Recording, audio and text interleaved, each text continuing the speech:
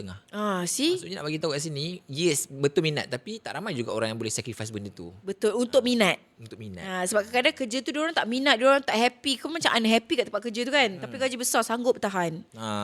Tapi unhappy tu yang akan makan diri lah lama-lama. Bila kau buat benda yang kau minat, kau akan jadi tak berkira lah. Kita akan seronok lah buat Betul. benda tu. Kadang-kadang orang suruh macam buat extra work pun kita okey je. Okay je. Pasal kita suka buat benda tu. Betul. Cantik. Okay, Sarah, sebelum kita mengakhiri, Okay. sebab ni episod 1. Nanti akan Pilot lah. Akan ada satu klip yang kita nak keluarkan bagi tahu kepada brand-brand kat luar sana supaya berkolaborasi dengan kita. Sarah, cakap sikit. Okay, sekarang Sekarang nanti I nak potong klip ni. Jadi kepada brand-brand di luar sana yang ingin mengimarahkan lagi podcast kita dan ingin membesar dan menyebarkan lagi you punya brand ke serata dunia. Sebab ingat, kita nak menggoncang dunia bersama brand you. Betul. Mungkin lepas ni Kajol pun datang. Ah, Pegang barang kau. pegang.